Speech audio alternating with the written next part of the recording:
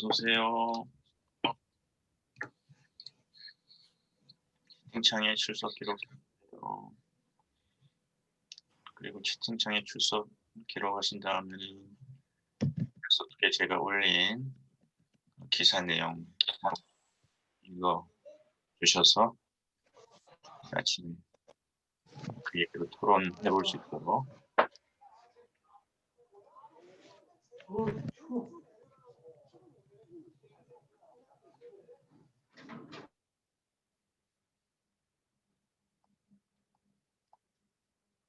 어서 오세요. 채팅창에 출석해 주시고 백석톡에 올린 신문 기사 한번 꼼꼼히 읽어 주세요. 그래서 우리 토론해요.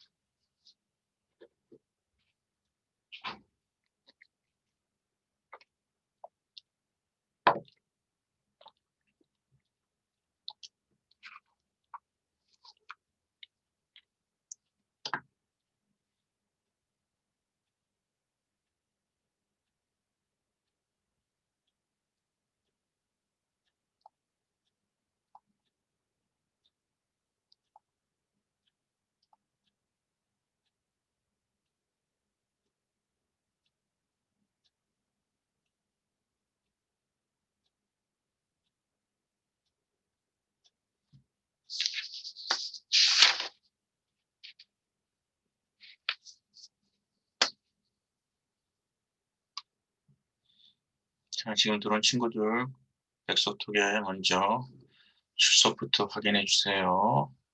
그리고 신문기사 읽어주시고 시간이 됐네. 여러분 한 주간 동안 잘 보내셨어요? 반갑습니다. 반가워요. 네, 안녕하세요. 여러분 오늘 지금 무슨 날이죠? 수능날입니다. 오늘 수능입니다. 네, 그러니까 작년에 이 전날 무척 떨리면서 긴장했던 선수들 이 자리에 많을 테고요. 그리고 그 기억이 어느 틈인가 이제 남의 얘기처럼 몇 해가 흘러서 그 기억이 가물가물한 그런 선수들도 우리 가운데 있을지 모르겠는데, 특별히 올해 같은 경우는 마스크 끼고 코로나 이런 상황에서 수능을 보니까 올해 수능 보는 우리 후배들은 굉장히 어쨌든 힘든 가운데 있으니까, 여러분 혹시 개인적으로 아는 그런 동생들 있게 되면 특별히 더 오늘 시험 보고 난 다음에 수고했다고 위로 좀 해주시고요. 우리는 오늘 12번째 만나는 날이에요. 그렇죠? 12번째 만납니다. 그래서 오늘 12번째 먼저 여러분들이 한 가지 기억해야 될 것이 있어요. 12번째 만났으니까 뭘 기억해야 되는가? 제가 공지사항 하는 거 잘 기억하셨어요? 잘 관리하고 있으면 상관없는데, 이것저것 너무 많은 과목들을 듣다 보면은 꼭 실수가 생각보다 많이 일어나서 제가 속상한 적이 많았어요. 그래서 오늘 이 공지사항을 여러분이 잘 확인하셔가지고 여러분들이 그렇게 나도 속상하고 여러분도 속상한 그런 일이 일어나지 않도록 신경을 써주시길 바래요. 우리 수업이 15주에는 개별 면담으로 마친다고 말씀을 드렸고요. 여러 차례 말씀드렸어요. 그리고 그 면담 전에는 제가 올 학기 동안에 여러분과 제가 같이 씨름했던 모든 학기의 평가들 다 평가를 마치고 여러분들이 저와 면담할 때는 최종적으로 적어도 점수가 어떻게 나온다, A, B, C, D는 그 다음에 전산에 입력하면서 분포도라든지 모든 사항을 봐가지고 결과를 저도 알고 여러분도 알 수 있겠지만은 적어도 총점에 대한, 그리고 내가 어떤 부분에서는 얼만큼 각 부분별로다가 그 평가를 받게 되고요. 그걸 하기 위해서 저한테 최소한 2주간의 시간이 필요해요. 마무리하기 위해서. 그래서 다음 주 13주차 때는 13주차 교육 프로젝트만 과제를 내는 것이 아니라 14주에 하겠습니다라고 했던 선수들도 13, 14주는 다음 주가 다 마감이고요. 그것이 첫 번째 공지사항. 특히 14주차가 실수가 없었으면 좋겠습니다. 14주차 내겠다고 하는 선수들도 지금 꽤 많이 있거든요. 14주차 선수들 꽤 많이 있는데 13주만 내는 것이 아니라 14주도 다음 주까지가 마감이에요. 사이버크 캠퍼스에. 두 번째는 지금까지 우리 세계유산 프로젝트든지 교육 프로젝트든지 과제를 제출하지 못한 선수들이 있어요. 근데 과제를 내지 않으면 제가 여러분들 도와줄 수 있는 방법이 없어요. 여러분들 거의 다수는 출석 지각 하나에 대해서 굉장히 신경을 쓰고 출석 지각 좀 체크해 주세요. 제가 계속 연락을 많이 받아요. 근데 표현이 이상하지만 그래봤자 1점이에요. 그래봤자 1점이에요. 그리고 다 모아봤자 15점이에요. 다 모아봤자. 결석 한 번 안 하고 지각 2번만 했어도 다 모아봤자 15점이에요. 근데 여러분들 교육 프로젝트 한 번 안 내면 15점이 그대로 마이너스예요. 그러니까, 그리고 또 교육 프로젝트도 안 내고 유산 프로젝트도 안 내고 그러면은 여러분들이 F 받을 가능성이 굉장히 많습니다. 왜? 30점, 15점 이런 것들을 받지 못하니까. 그런데 종종 이런 얘기를 들을 때 저도 안타까워요. 코치님, 제가 그래도 한 번도 빠지지 않고 15번 다 출석했는데, 그래서 15번 다 출석하면 15점 받는다고 여러 차례 말씀드렸잖아요. 근데 우리 선수들 가운데서는 다른 과목에서 그런 일이 있었는지는 제가 모르겠어요. 15번 다 출석하면은 그런 과제를 안 냈어도 무슨 동정 점수 같이 최소한 F 받지 않도록 그런 추가 점수를 받을 수 있다라고 생각하는 선수들이 종종 있더라고요. 근데 그건 아니잖아요. 제가 여러 번 여러분들에게 충분히 공지 드렸잖아요. 출석에 의해서 평가받는 점수는 만점이 15점. 그리고 과제에 의해서 이 과제는 15점씩 15점씩 두 번 30점, 저 과제는 30점. 그래서요, 여러분들이 제출하지 못한 과제가 있으면 챙기셔 가지고요. 늦더라도 감점은 받지만 늦더라도 그 과제 마무리 준비하셔서 제출해 주시는 거. 그래서 모든 우리 과제의 마감일이 다음 주 화요일까지다라고 하는 것을 꼭 기억하셨으면 좋겠습니다. 다 이해가 되셨습니까? 다시 한번 확인드려요. 네, 감사합니다. 특히 14주차가 걱정이 돼요. 14주차가 14주니까 괜찮겠지 하는데 그게 아니라는 거 다시 한번 또 강조 해드립니다. 그 다음에 이제 저는 여러분들하고 세계 문화사를 배우잖아요. 세계 문화사. 우리가 매일매일 경험하고 또 매일매일 관심이 가고 매일매일 또 걱정하는 일들이 있어요. 그렇지만 또 우리가 이런 공부를 통해 가지고 우리의 작은 세계를 좀 더 넓은 세계로 이렇게 확장하는 그런 훈련과 그런 노력은 또 대학생으로서는 중요한 활동이라고 생각합니다. 그래서 특히 세계문화사를 신청한 여러분 같은 경우는 뭐 여러 가지 동기가 있겠지만은 그래서 세계의 다양한 문화 이야기들을 통해서 내 세계를 넓혀 보리라고 하는 그런 생각들이 있는 친구들이 이 자리에 꽤 많이 있을 거예요. 그래서 종종 제가 신문 기사도 지난주에는 5Y 그래서 우리가 열심히 하고 있지만 여러분 질문 또 질문 또 질문 이것은 여러분들이 학습자로서 공부하는 데 굉장히 중요한 방식이고 우리가 그래서 열심히 묻고 토론하니까 우리 수업 마치고 나서도 여러분들이 그런 활동을 계속해서 하는 것은 굉장히 유익이 있을 거예요. 그런 토론을 지난 시간에 했다고 한다면 오늘은 코로나 이미 충분히 겪었어요. 근데 세계의 소위 석학 지성인이라고 해가지고 나름대로 각 분야에 세계에서 뭐 이름을 낸 전문가들이 이제 인터뷰하면서 이렇게 토론하는 그런 내용들을 통해서 우리도 그 토론 한번 참여해 보면서 우리 코로나 상황을 나는 어떻게 이해하고 나는 어떻게 대처하려고 하고 있는지 이런 것들을 묻는 것도 숲과 나무, 나무와 숲, 디테일과 조금 더 넓은 담론, 넓은 담론과 또 내 삶의 실제 그 디테일, 작은 이야기, 큰 이야기, 작은 이야기, 큰 조망, 거시적인 이야기들, 그리고 미시적인 작은 이야기들 이런 균형이 특히 역사 공부한다라고 하는 우리한테는 굉장히 중요하거든요. 그래서 좋은 기사를 제가 읽었기에 이것도 우리 선수들하고 같이 나눠봐야지. 우리 선수들한테 도움이 되겠다 싶어가지고 그 얘기 우리 잠깐 같이 보면서 토론해 보도록 하겠습니다.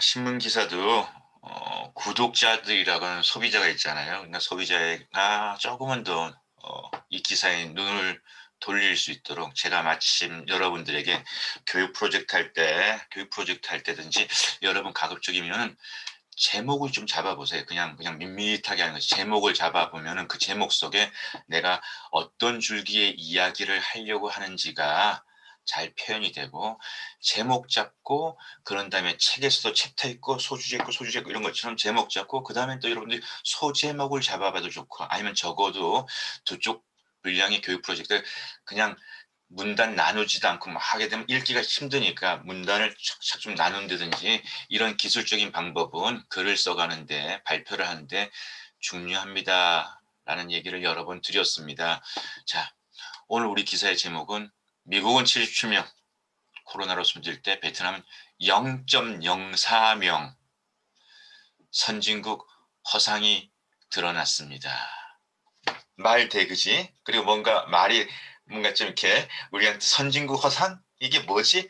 이럴 수 있는 거. 다시 얘기해 가지고 선진국이면 모든 거 다 잘한다라고 우리가 생각하고 있잖아요. 잘 사는 나라에 민주적인 시스템도 좋고 시민 의식도 더 뛰어나고 그러면 이런 코로나 위기 상황에서 미국은 하루 그 사망하는 사람이 0.04명. 근데 베트남은 미안하지만 사망하는 사람이 하루 77명 뭐 이런 얘기면 역시 선진국이 다르긴 다르네 뭐 이렇게 되는데 코로나 상황은 선진국이 진짜 잘하는 거 맞아 라고 하는 이런 얘기를 던져준다라는 문제 제기의 기사였어요. 그리고 여러분들도 기준을 어떻게 잡느냐에 따라서 자 오늘은 키 큰 순서부터 앞에 이렇게 줄 서본다 그러면 기준이 키 큰 순서가 되면 키 큰 사람이 1번부터 쭉 이렇게 줄을 서게 되는 거예요. 근데 기준이 달라지는 키 작은 사람부터 1번부터 줄을 서본다 그러면은 키 큰 사람이 저 뒤로 가게 되는 거예요. 코로나라고 하는 새로운 기준이 그 이전의 기준으로 선진국 뭐 이렇게 나눴던 거에 대해서 새로운 평가가 가능하다는 얘기인가? 뭐 여러 가지 이런 물음들. 그래서 우리가 이런 얘기 하잖아요. 남들의 기준에 의해서 게임을 하려고 하지 말고 자네가 자네의 유리한 기준을 만들어서 게임을 해 보시기나. 물론 말처럼 쉬운 얘기는 아니지만 의미는 있는 거예요. 내 경기에 남들의 룰에 내가 억지로 들이밀어 가지고 그 경기에 열심히 따라가려고 하기보다 내가 그 경기의 룰을 만들어서 가보려고 하는 그런 생각은 왜 하지 못했지? 할 수 있는 것 아닐까? 이것도 우리가 이런 얘기들이 창의적인 생각을 해보자라고 하는 구체적인 실천과 적용이 될 수 있을 거예요. 그래서 선진국의 허상, 선진국의 실상, 선진국이 뭐야? 코로나 시대 때 정말 잘 대처한다는 거는 왜 이런 나라들이 잘 대처하고 이런 나라들은 왜 잘 대처를 못하지? 뭐 이런 것들에 대해서 그러면 그 선진국 뭐 중진국 이런 얘기하다가 나는 양협인 나는 차이라고 하는 나는 배은지라고 하는 나는 양성현이라고 하는 나는 조금 심리라고 하는 나는 이 새로운 변화의 상황에 나는 지금 어떻게 하고 있는 거지? 대비를 해보는 거야. 좋은 글은 시사 적용점. 저자의 내용, 내가 다루고 있는 주제에 대해서 그냥 요약 정리만 해가지고 쭉 내놓으면은 B. 잘 요약 정리했어요. 대화가 있어. 그 저자하고. 그래서 야 저자보다도 강사보다도 야 은지야 네가 더 네 얘기가 더 설명이 쉬워. 너 얘기가 더 듣기 좋은데 그러면 내공이 생기기 시작하는 거예요. 그러면서 우리가 또 그런 훈련과 그런 토론의 묘미를 잠깐 이 거대 담론을 통해서 생각해 보자고요. 영국, 미국, 프랑스 한때 제국이었습니다. 이 제국을 만들었던 엠파이어. 중국인들의 우리는 중화, 세상의 중심은 우리 중국이야 라고 하는 이 엠파이어, 큰 땅덩어리에 세계를 주물렀던 큰 영향력의 역사를 가지고 있는 백성들, 국민들은 어쨌든 좀 이렇게 자긍심이 있겠고 때로는 그 자긍심이 지나친 그런 태도를 가지고 있는 국민들이 있을 수 있을 거예요. 자, 그런데 이런 얘기가 재미있어요. 코로나 사태가 일일 확진자, 사망하는 사람, 지금 여러분 스위스는 난리. 오늘 얘기. 지금 현재 스위스는 지금 난리입니다. 난리 지금. 세상에서 국민수 제일 높고요. 스위스 시계. 또 유럽 여행 다녀본 중에서는 스위스가 너무 좋고요. 또 스위스는 그래서요. 세상에서 제일 비싼 맥도날드 먹고 싶으면 스위스 가세요. 스위스는 맥도날드가 너무 비싸고 물가가 비싼 나라니까. 그리고 우리는 케첩 좀 더 주세요. 그러면 자기가 찍어서 먹을 수도 있고 아니면 케첩 봉투 그 일회용 튜브 그것도 뭐 두세 개 공짜로 주는데요. 스위스는 그것도 돈 내놓으세요. 케첩도 돈 내놓으세요. 돈 줘야지 추가로 받을 수 있는 그런 서비스 난립니다. 그래서 왜 코로나가 서구 유럽이라고 하는 곳, 그다음에 미국이라고 하는 곳에서 더 심각하죠. 기자가 묻는 거예요. 그리고 오늘 세계 석학이라 소개된 이분은 바로 영국의 케임브리지 대학이라고 아주 유명한 대학이죠. 영국의 유명한 케임브리지 대학의 경제학 교수로 있는 분이신데요. 한국 분이세요. 그래서 이 장하중 교수와 지금 토론 인터뷰를 하고 있는데, 왜 코로나가 서양에서 선진국이라고 우리가 늘 알고 있었던 거기가 더 심각하대요. 그랬을 때 일단 장 교수는 이렇게 답을 합니다. 이 문제를 동양과 서양의 문제로 보는 것은 조금 거시기합니다. 예를 들어 가지고 서양에서도 영국, 프랑스, 독일, 스페인, 미국, 뭐 이탈리아 이런 나라들 굉장히 심각한 것은 맞지만, 서양 가운데서 비교적 나라도 작고 우리한테도 덜 이름이 알려지는 작은 나라들, 소국이라고 하죠. 핀란드, 노르웨이, 덴마크, 뉴질랜드 이런 나라들은 잘하고 있잖아요. 그러니까 같은 서양도 이렇게 막 잘못 대처하는 듯이 많이 확진자들, 사망자들이 일어나는 곳이 있는가 하면 그렇지 않은 나라도 있기 때문에, 이것이 동양은 잘하고 서양은 못한다라고 하는 얘기는 조금 거시기하고요. 대신에 저 같은 경우는, 장하준 교수 같은 경우는 어 큰 나라와 작은 나라를 한번 얘기해 볼 수 있을까요? 그리고 이 얘기도 조금 더 정밀하게 얘기한다면은, 이런 코로나 문제를 진작부터 심각하게 인지하면서 이거 철저하게 대처하지 않으면 큰일 나겠다라고 접근했던 그런 나라들은, 대표적인 것이 인제 핀란드나 한국, 그리고 가장 대표적인 것은 대만이 그랬어요. 대만이. 타일랜드가 아니라 타이완, 대만. 대만이 정말 그렇게 잘 대처했고요. 그럼 지금 캄보디아는 어떻습니까? 베트남 얘기는 많이 나오는데 캄보디아 얘기는 안 나와요. 캄보디아는 잘하고 있어요? 베트남만큼 잘하고 있어요? 아니면 캄보디아는 못하고 있어요? 제가 알기로는 캄보디아 그게 코로나 걸리는 사람 아직 몇 명밖에 없어요. 지금 확진자 몇 명밖에 없고 현재 상황에서는 의료진은 좀 어 약간 좀 두려워하는 상태예요. 왜냐하면 이게 본인이 접하지 못한 병인데 해야 되니까, 만약에 걸리면 해야 되니까 그래서 좀 두렵다고 해요. 그건 또 다른 점 저도 제 있어요. 주변에 그 종합병원 의료진이 있는데요. 그거는 모든 의료진들이 동일해요. 제가 알고 있는 국내 유명한, 국내 최고라고 얘기하는 종합병원의 의료진도요. 두렵다고 그래요. 그러니까 이게 바이러스니까 장구를 하더라도 어느 순간에 어떤 실수나 어떤 상황에 의해 가지고 노출되어 가지고 감염될 수 있다는 두려움은, 그 현장에 있는 캄보디아든 대한민국이든 현장에 있는 의료진들한테는 그런 두려움이 있는 것은 맞는 것 같아요. 근데 끔찍이 얘기처럼 캄보디아도 확진자가 많지는 않아요. 그런 거 보니까 베트남처럼 대처를 잘하고 있는 것 같아요. 그러면서 여기서 소국 위기의식을 가지고 있는 나라는 잘하는데, 큰 나라들은 아예 우리는 늘 잘해왔으니까 괜찮을 거야라고 해가지고 오히려 큰 문제가 일어난 거 아닐까요라고 하는 대담을 지금 나누고 있어요. 그러면서 그다음에 서구에서는 왜 이렇게 마스크 쓰는 걸 가지고 이렇게 갈등이 심해요? 써야 된다, 안 써야 된다. 왜 안 쓰냐? 왜 쓰라고 강요하느냐? 왜 이래서 마스크 문제도 여기에 영향을 미치지 않는가요?라고 하는 요 두 꼭지의 요 질문, 요 두 꼭지의 질문을 가지고 제가 기자예요. 여러분들이 물었어요. 우리 선수들한테 물었어요. 선수가 장하준 교수라고 한번 생각을 해 보세요. 그리고 제가 신문사 기자예요. 그래서 여러분들은 서구권에서 일반적으로 왜 더 크게 일어나는지에 대한 여러분들의 해석, 생각, 견해를 한번 우리가 토론해 봐요. 누가 먼저 발표해 보실까요?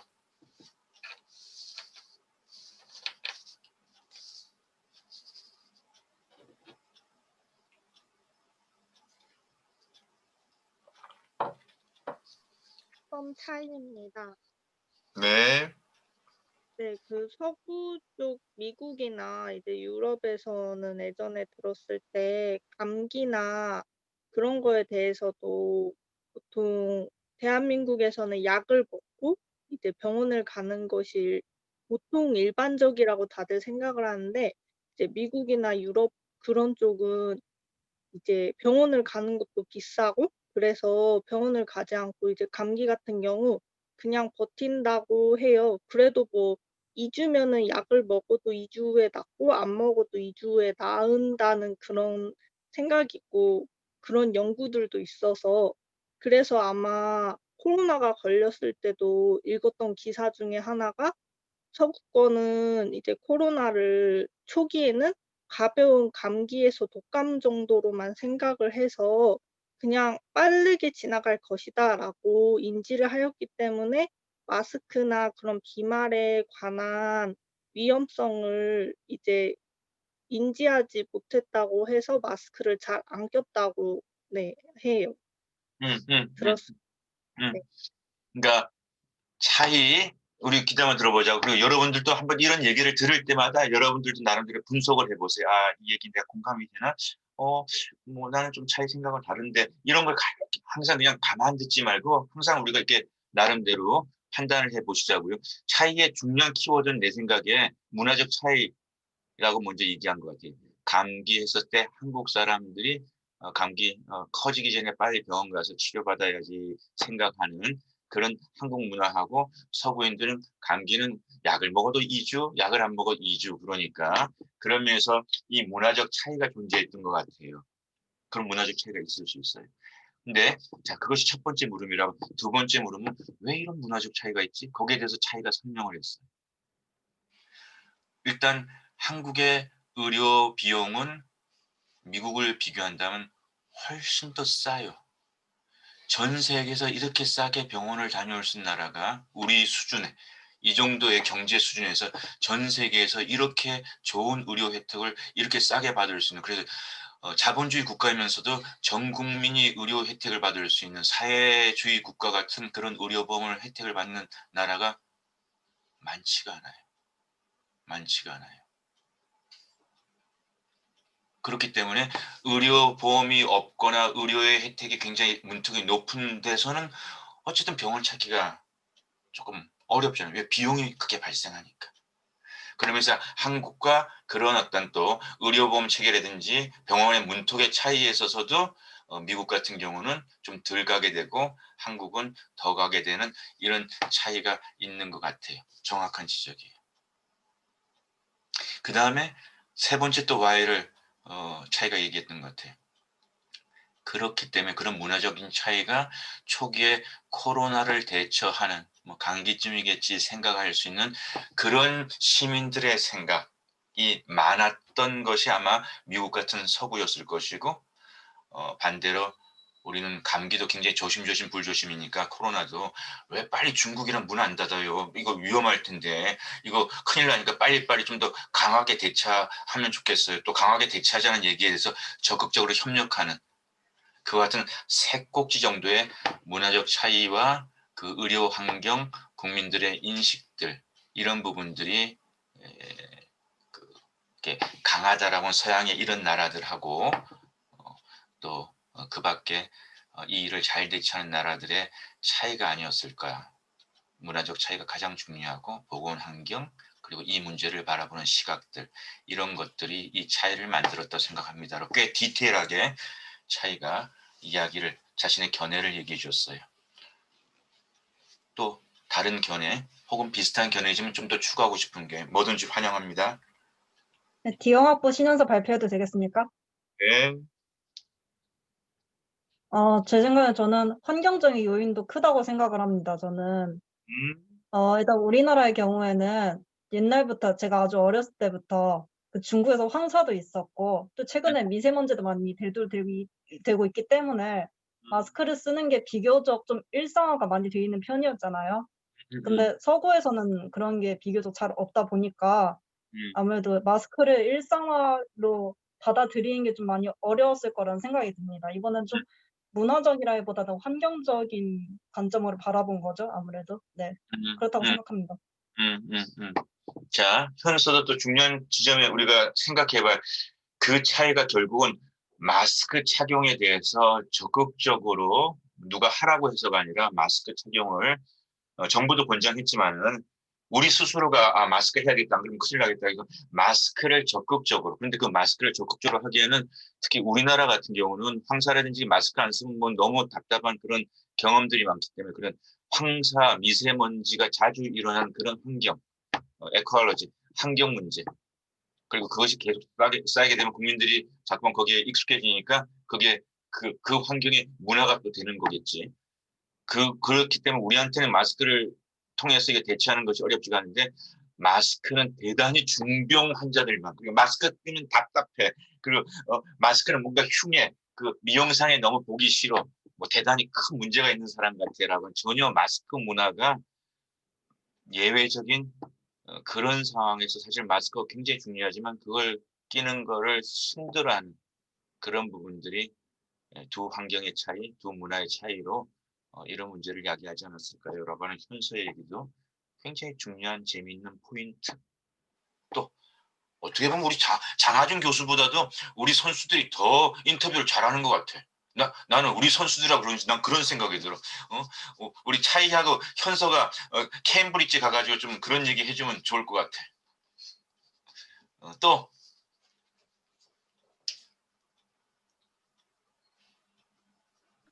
비슷한 얘기도 괜찮아. 여러분들의 목소리로 제 견해가 이런 것 같아. 그러면 좋겠어. 또 다른 친구들 가운데서 어떻게 생각해요? 그럼 작부 조금 질문에 발표하겠습니다. 저는 약간 좀 다른 의견이 있는데요. 이게 정확하지 않지만 이게 제가 좀 봤을 때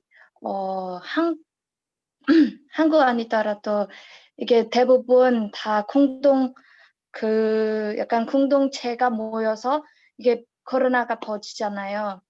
근데 그 베트남 또 캄보디아 같은 소국가들은 약간 좀 공장보다는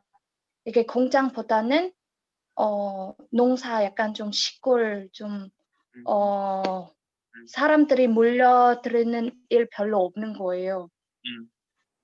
그래서 약간 좀 환경이 좀 더 적합하지 않을까 이런 생각도 들었어요. 그것도 재밌는 얘기네. 흩어지면 살고 뭉치면 죽는다. 사회적 거리두기. 근데 소위 산업화된 도시가 많이 발달된 서구, 그래서 뭐 아파트니 밀접된 주택들, 밀접 환경, 그런 거가 코로나 확산을 더 가속하게 되는데 그러면서 캄보디아, 베트남 같은 경우 아직도 농촌이 많고 도시도 물론 있긴 하지만 농촌이 많고 그런 환경들도 이런 차이를 주지 않을까요? 그 얘기도 맞지만 또 다른 면에서 미국 땅덩어리 굉장히 넓어가지고 여러분 미국이 뉴욕, 로스앤젤레스, 보스턴, 워싱턴 DC 이런 도시만 있는 걸 생각하면 오히려 미국은 아직도 시골이 굉장히 많고요. 미국은 그 한 두세 개 큰 도시 말고는요. 작은 중소도시에 이번에 트럼프 대통령을 찍었던 미드웨스트 같은 그런 데 같은 경우는 집하고 집 사이가 굉장히 넓은 그런 마을들도 굉장히 많이 있어요. 물론 그 집들이 깨끗하고 그 집들이 그렇지만은 어떤 면에서는 캄보디아, 베트남의 농촌 환경 같은 그런 대지에 흩어져서 지내는 미국인들도 많은데 그런 흩어져 있는 곳에서는 발생이 돼도 감염의 확률이 없는 환경적 요인은 되는 것 같아요. 조금 얘기했지만 그런 부분도 우리가 볼 필요는 있겠다. 재밌는 얘기 같아요. 또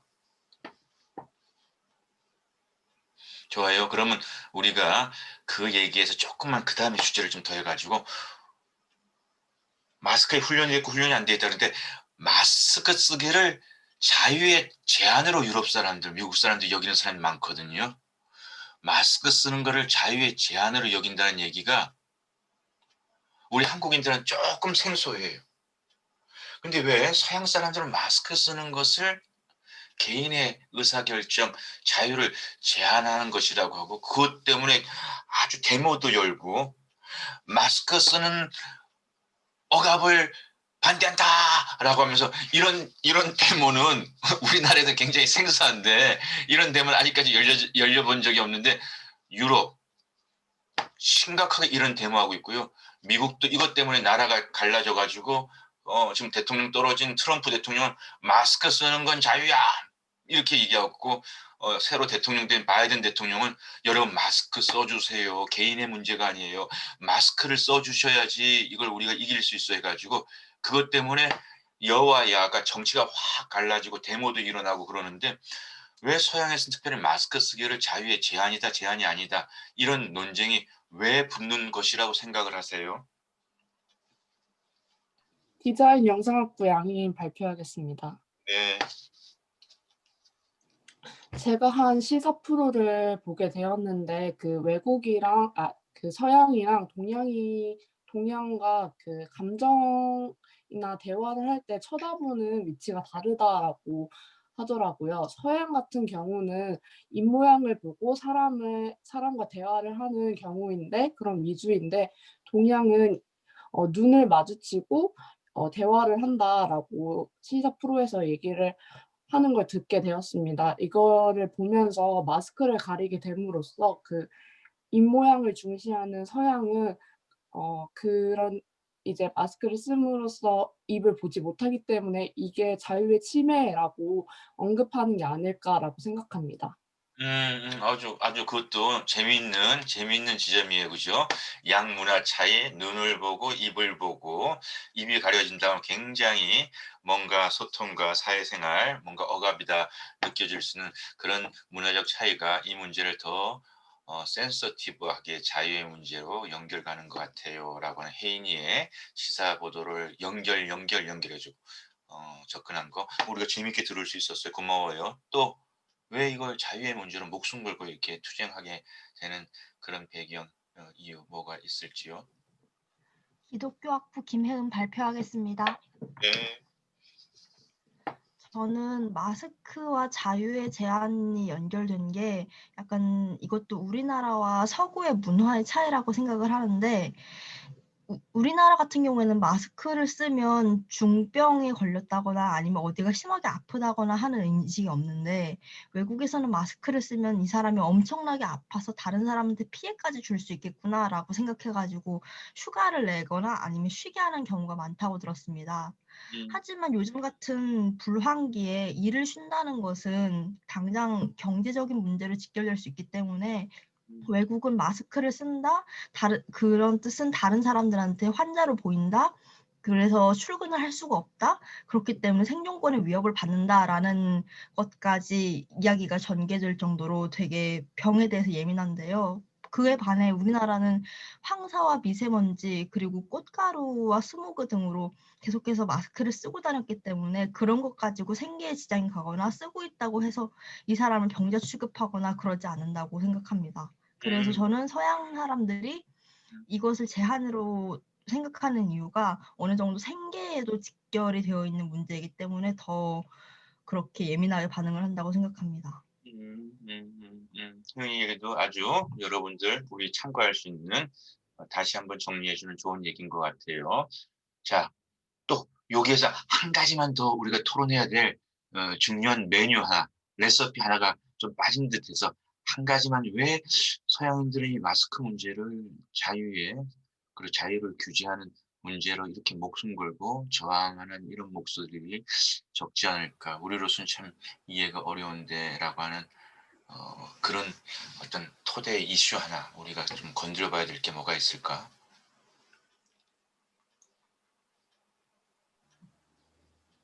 ICT 김삼을 발표하겠습니다. 네. 미국은 철저한 개인주의 사회입니다. 개인주의를 지향하는 사회에서 각자 개인의 개인이 원하는 것을 하지 못한다고 하는 것은 그의 자유에 대한 침해라고 느낄 수 있을 거라고 생각합니다. 김동댕 개인주의 이슈에 대한 걸 한번 토론해보고 싶었는데 사무엘이 혜성처럼 늦게 지각으로 나타나가지고 하나님의 뜻인지 혜성처럼 몇 분 전에 등장한 다음에 이 질문을 착 듣고는 혜성처럼 손을 들고 발표를 해가지고 우리 토론을 다시 한번 뜨겁게 만들어주는 이건 하나의 섭리가 아닌가 싶을 만큼 사무엘아 내가 백석톡으로 보낸 그 내용 보셨어요? 아니요, 백석톡에 오류가 나서 백석톡 확인을 못했습니다. 아직 못했어요? 그럼 네, 난 백석톡이 계속 튕겨가지고 오늘 수업 듣는데도 알림은 떴는데 백석톡이 튕겨가지고 30분 동안 저거 하다가 늦게 들어왔습니다. 그래요? 그래. 그러면 지금 나한테 채팅으로다가 개인 채팅으로 뭐라도 하나 그냥 코치님 해가지고 보내봐봐요. 그런 다음에 내가 거기에다가 쉬는 시간에 그 내용을 좀 약간 연락을 줄 테니까. 자, 네, 개인주의라고 하는 거. 개인주의는 말 그대로 공동체주의와 개인주의라고 하는 객관적인 의미의 개인주의로도 설명될 수 있고 우리가 좀 약간 안 좋은 의미에서 너 너무 이기적이야 개인주의야라고 하는 그런 의미가 있는데 사무엘이 얘기했던 것은 후자가 아니라 전자. 나쁜 의미의 개인주의가 아니라 개인의 가치를 더 존중하는 그런 가치 개인주의, 인디비주얼리즘. 근데 서구는 미국은 개인의 가치를 굉장히 존중하는 인디비주얼리즘이 굉장히 근데 이 인디비주얼리즘이 이기적인 개인주의라고 얘기하기에는 또 우리가 조심해야 되는 것이 내가 존중받고 싶은 거야. 그래서 미국의 민주주의는 나 개인이라고 이승준이 존중받고 존중받아야 된다는 이 기저에서 또 다른 현서, 금치미, 김사무엘이라는 또 다른 개인도 존중해 줘야 된다라고 하는 것이 민주적인 어떤 그 미국적 문화의 토대가 되는 것이 한 개인 내가 존중받아야 되는 또 다른 개인 존중받아야 된다. 그런데 이런 개인주의가 강한 미국은요. 마스크하고 미국에서의 총기 사용하고 같이 연결해서 보자고. 여러분 생각해봐. 우리 옆집에 있는 사람이 총을 갖고 있다. 그리고 그 옆집에 있는 사람도 총을 갖고 있다. 한국인들이 느낄 때는 어때? 야 이거 너무 위험하다. 이거 경찰이 제대로 관리하고 있는가? 그리고 우리는 뭐 사냥 때문에 총을 갖고 있어도요. 총은 기본적으로 경찰서에서 관리하는 것이 집에 총 갖고 있게끔 하질 않아요. 근데 미국은 집에 총 갖고 있는 사람들이 어마어마하게 많아요. 그래서 학교에서 이상한 친구가 총기 사고가 나고 그러는데도 아직까지 그 규제를 하자고 하는데도 하지 못해요. 미국은. 거기에는 미국에서 가장 센 로비스트 의원들이라든지 가장 세게 로비하는 로비스트 가운데 한 집단이 총기협회예요. 뭐 그 돈이 상상할 수 없을 정도로 파워 브로커예요. 그런데 이념적으로 보게 되면 미국 사람들이 서부 개척부터 그 짐승과도 싸워야 되고 또 뭐 인디안이라든지 여러 가지 뭐 그 악당들이라든지 그러니까 미국 사람들은 서부 개척 때 자기는 자기가 지킨다. 자기 마을은 우리 커뮤니티, 자경단들이 지키고 내 가족은 내가 지킨다라고 하면서 서부 개척을 하고 나라를 만들었던 그런 문화가 있어요. 그래서 총은 필수였어요. 그리고 그거는 개인주의하고 맞물려져 있고요. 그 개인의 의사결정에 둬야 될 걸 갖다가 국가가 이래라 저래라 하는 것에 대해서 우리가 느끼는 것보다 훨씬 더 분명한 태도가 있는 나라가 미국이에요. 개인의 권리는 모든 어떠한 것보다 우선된다라고 하는 것이 어떻게 우리로 말하면 요즘에 얘기하는 헌법적 가치라고 할까? 그러니까 마스크를 그렇게 미국인들은 보는 사람이 많은 거예요. 유럽인들은 그렇게 보는 사람이 많은 거예요. 그런데 이 문제 때문에 결국은 이 문제 때문에 확진이 되고 많은 사람들이 지금 죽어가고 있거든요. 현실로. 그래서 선진국의 허상에 들어갔다 이런 주제도 있지만 지금 미국인들 안에서 어디까지 개인의 자유로다가 마냥 개인의 자유를 허락해줘야 되는 것인지 그 자유 때문에 공동체가 무너지고 그 자유 때문에 소위 말해서 나이 많으신 사회적 약자, 보건적 약자 그래서 그런 자유는 존중받아야 되는 건 맞지만 그 자유를 존중받기 때문에 그런 면역이 약한 분들이 먼저 희생당하는 이랬을 때 과연 이것이 개인의 자유라고 지켜져야 되는가라고 하는 개인의 자유 문제에 대한 새로운 토론이 지금 서구와 미국에서 또 한편 일어나고 있어요. 스위스도 마찬가지고. 그렇지만 왜 저항하는가? 개인주의 배경. 그건 철저히 개인의 영역인데 왜 국가가 터치하는가라고 하는 바로 그 트랜지션, 그 전환기에 코로나로 인해서 엄청나게 지금 서구 사회는 그 문제를 가지고 토론을 하고 갈등을 하고 있는 거예요. 자, 그 다음에 이것도 재밌어요. 여러분들 개인적인 판단이 궁금해요. 코로나 이전으로 이제 백신도 치료제도 나온다고 하는데 코로나 문제는 그게 뭐 내년 뭐 중반이 될지 후반이 될지 아니면 그 다음 해가 될지 다시 돌아가지 못할 것이다. 코로나가 좀 잠재워진 다음이라도 코로나 이전으로 못 돌아갈 것이다. 코로나 이전으로 돌아갈 수 있다. 여러분들의 전망, 여러분들은 어떻게 예상하는지 한번 여러분들의 견해를 한번 또 들어볼까요? 여러분들 어떻게 예상하세요? 돌아갈 수 있을 것 같아요. 돌아가야 해요. 이러이러한 이유 때문에 돌아갈 수 있겠어요? 이제는 못 돌아가죠.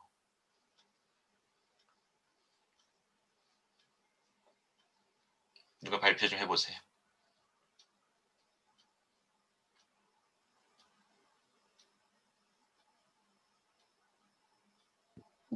어문학부 김하영 발표하겠습니다.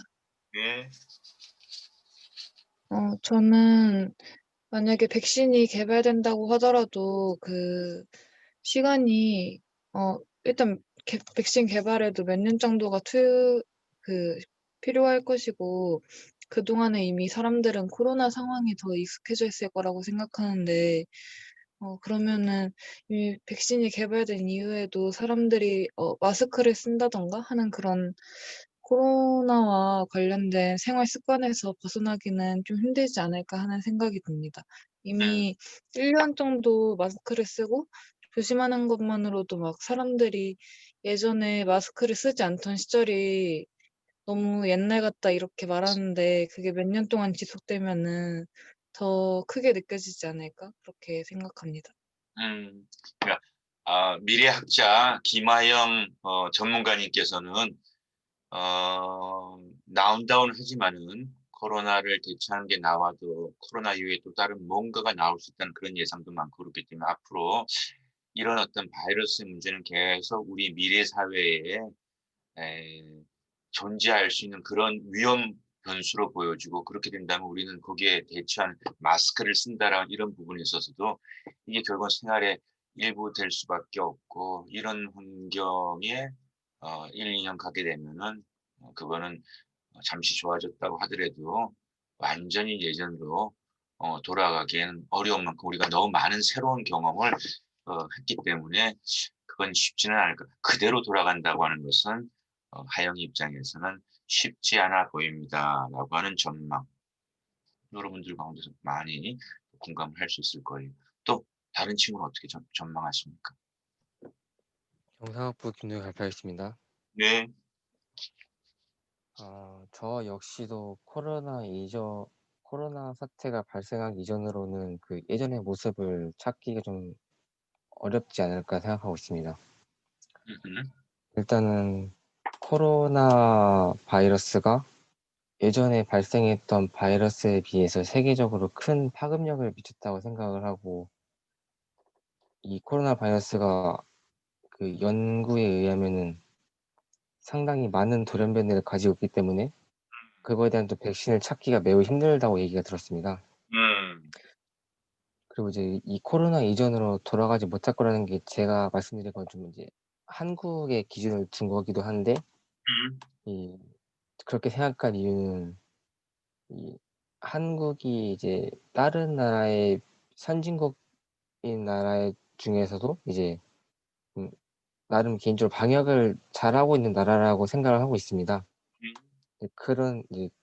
근데 이제 이 방역을 잘하고 있다는 게 감염자가 비교적으로 적다 보니까 그 항체에 대해서 연구할 수 있는 그런 그 개체라고 말씀을 드려야 될 것 같은데 그런 개체들을 구하기가 힘들어서 한국에서는 능력이 되지만 백신을 연구할 수 있는 기회가 적어서 아마 이런 코로나 백신에 만질 수 있는 그런 확률도 낮아지기 때문에 이 코로나 사태가 지속적으로 오래 갈 거라 생각하고 있습니다.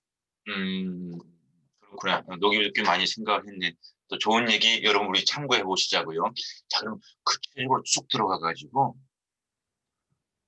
코로나는 우리 지난 학기 이번 학기에 대학생활 수업도 엄청나게 바꿔버렸잖아요. 녹화된 영상을 보든지 아니면 이렇게 실시간으로 줌으로 하든지 아니면 잠깐은 또 대면으로 갔다 왔다 하면서 하든지 굉장히 전에는 캠퍼스 이외에는 다른 옵션이 없었어. 캠퍼스에서 교실 이외에는 다른 여러 가지 옵션들이 없었는데 코로나 상황은 수많은 옵션들 그리고 새로운 형태의 교실 수업이라고 하는 것 응?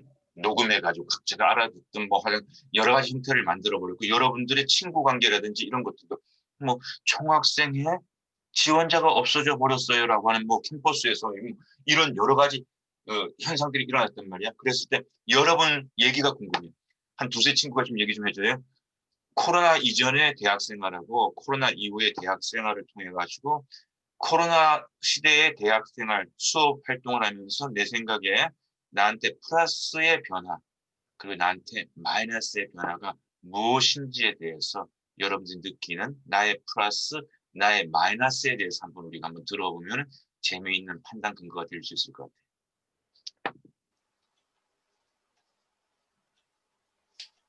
기독교학부 정종아 발표도 되겠습니다. 네, 네. 네. 코로나 바이러스가 발생하기 전에는 되게 이제 대학교에서 이제 커뮤니케이션 같은 게 되게 활발하게 일어났었습니다. 교수님에게 이제 물어볼 수 있는 거 모르는 것을 물어볼 수도 있고 그런 관점이 있었는데 지금 코로나 바이러스 이후에는 이제 온라인 강의 교수님처럼 줌 수업하는 경우는 이제 커뮤니케이션이 좀 활발하지만 이제 강의로 PPT 같은 걸로 보면서 이제 강의로 이제 영상을 업로드하는 교수님께서는 불가능이지.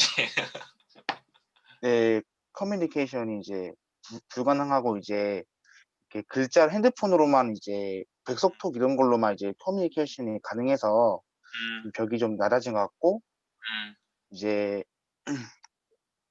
네, 전 그렇게 생각합니다. 그래, 좋아. 전체적으로 그 개인적으로 이제 종아가 개인적으로 느낄 때 이 코로나 시대의 대학생으로서 수업이라든지 라이프라든지 포함해가지고 코로나 상황에서 종아에게 어떤 플러스가 있는지 플러스가 없다면 플러스는 없는 것 같은 얘기도 가능하고요. 어떤 마이너스가 있는지 개인적으로 정종화라고 하는 한 코로나 시대의 대학생 한 친구의 입장에서.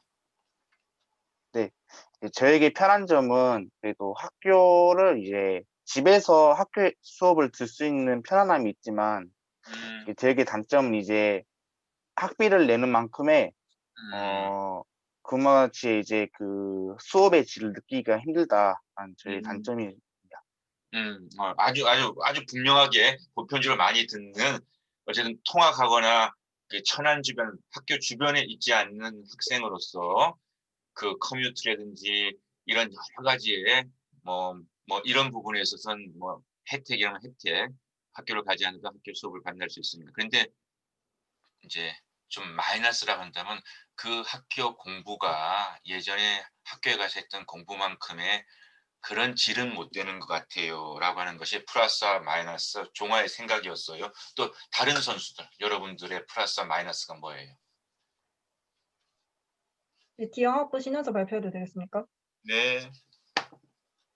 일단 장점은 제가 원래 부모님이 그 자취를 허락을 안 하셔서 정말 통학하는데 정말 힘들었거든요, 정신적으로. 그런데 이번에 진짜 힘들었는데 이번에 그게 안 해도 돼서 그걸 저는 정말 굉장한 장점으로 생각을 하고 있습니다. 근데 예. 그리고 또 하나 장점은 늦잠을 자도 이게 지금 이런 줌 수업은 좀 예외 이야기지만은 늦잠을 자도 좀 밤늦게 수강을 들어도 괜찮으니까 좀 제가 원하는 시간대에 강의를 들을 수 있는 게 정말 저는 그걸 좋게 생각을 하고 있습니다, 그거 자체는. 근데 그만큼 단점도 확실한 게 이게 계속 집에만 있다 보니까 사람이 오히려 더 게을러지는 게 확실히 있는 것 같아요. 내가 오히려 게을러져서 깜빡하고 수강을 안 듣게 되는 날도 있었고 그래서 예, 그런 단점이 확실히 정말 집에만 있으면 게을러지기 때문에 그런 게 있고 또 밖에를 안 나가니까 캠퍼스 라이프라고 하지 않습니까? 네, 학교 생활에서 그냥 그 넓은 캠퍼스에서 혼자 돌아다니면서 노는 것도 상당히 재밌거든요.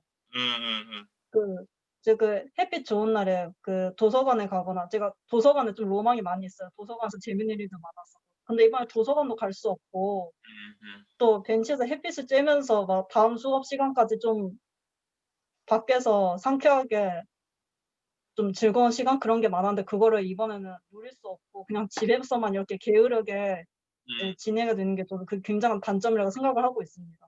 정말 사람이 게을러졌습니다. 네. 그러게. 많은 친구들이 공감할 수 있어. 인간이 환경의 동물이니까. 근데 현서가 그렇게 또 플러스 마이너스를 얘기해 줬으니까 내가 현서한테 궁금한 두 가지만 물어본다면 첫째는 이제 현서의 부모님은 이렇게 커뮤니티를 너무 힘들어해가지고 학교 옆으로 가고 싶었는데 왜 그렇게 목숨 걸고 반대하셨어? 좀 일단 부모님은 겉으로 돈 문제를 많이 거론을 하셨는데 돈은 뭐 제가 모아둔 게 있으니까 상관없는데 아무래도 좀 내보내는 게 좀 그러셨나 봐요. 저도 자세히는 모르겠어요. 어쨌든 많이 반대를 하셨습니다. 딸내미를 집 밖에 보내는 거에 대한 그런 염려도 좀 크신 것 같다? 네, 직접적으로 말씀은 안 하셨는데 그것도 크신 것 같아요. 아무래도 그냥 근데 본가에서 그냥 자기 자식을 내보내는 것을 좀 인색하신 것 같아요. 많이 보수적이셔서 부모님이. 오케이. 그런 다음에 현서 같은 경우는 이제 애니메이션 D형이니까 그거는 이제 인터넷, 그것이 실시간이든 녹화든 인터넷만으로 교육을 할 수 없는 실제 그 전문가들하고 이렇게 검증도 받고 뭐 이렇게 해야 되는 이런 교육도 내 생각에 잘은 모르지만 필요할 것 같은데 네, 맞습니다. 그런 부분들이 이번에 어떻게든 그 코로나 인터넷 상황으로 잘 대처가 되었는가요? 그런 부분은 생각보다 잘 대처가 되지 못했는가요? 저는 수업마다 다르지만 대처가 잘 안 됐다고 강하게 생각을 합니다. 정말 즉석으로 질문을 하거나 그러고 싶은 상황이 정말 많았는데 그럴 수가 없어서 그게 정말 답답해요. 그 과정이 정말. 네, 즉석으로 대화를 하면 더 많은 정보를 받을 수 있을 텐데 이게 그 백석톡으로 하거나 아니면은 다음 수강까지 피드백을 받을 때까지 기다려야 하거나 그런 게 있다 보니까 그게 굉장히 답답하죠. 전화 통화를 하려고 해도 그게 스케줄이 잘 안 맞다 보니까 그것도 힘들고요. 그렇지.